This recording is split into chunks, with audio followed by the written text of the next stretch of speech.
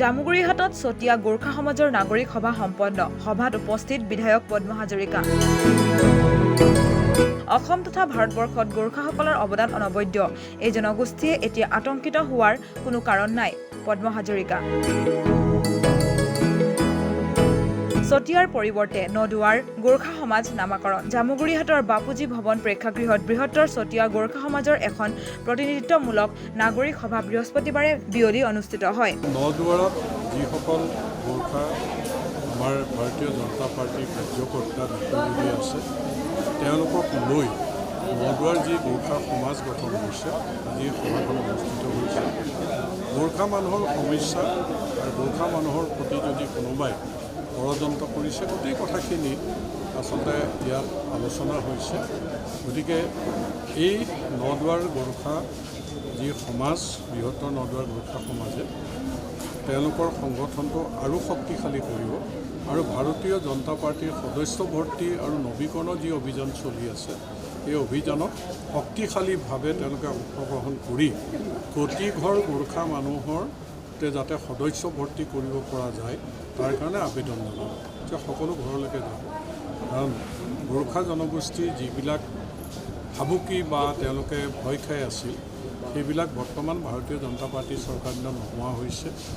যে ডি ভোটাৰলৈ এটা সমস্যা আছিল, সেইটো নোহোৱা হৈছে। NRC লৈ সমস্যা আছিল, সেইটো নোহোৱা হৈছে। আৰু তেওঁলোকক মাজে মাজে যিবিলাক ভয় খোৱা থকা পৰিৱেশ হৈছিলে আমাৰ চৰকাৰ দিনত নোহোৱা হৈছে।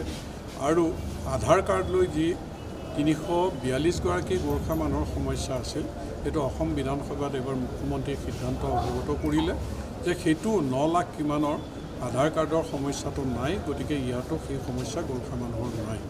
আৰু মাটিৰ অধিকাৰৰ ক্ষেত্ৰত গোৰ্খা জনগোষ্ঠীয়ে মাটি পট্টা পোৱাৰ ক্ষেত্ৰত অসুবিধা নাই। পট্টা যথেষ্টখিনি দিয়াই হৈছে আৰু বসুন্ধৰা 3টো ভালেখিনি গোৰ্খা জনগোষ্ঠীৰ মানুহে আবেদন কৰিব, তেওঁলোকক পট্টা দিয়া হ'ব। আৰু ট্ৰাইবেল বেল্ট 4 তাত গোৰ্খা মানুহে মাটিৰ ক্ষেত্ৰত অসুবিধা কিছু আছিল, সেইখিনিও আমাৰ চৰকাৰে ইয়াত সিদ্ধান্ত, কেবিনেট সিদ্ধান্ত লৈ তাত গোৰ্খা মানুহে মাটিৰ অধিকাৰৰ ক্ষেত্ৰত তাতো কোনো প্ৰব্লেম নাই।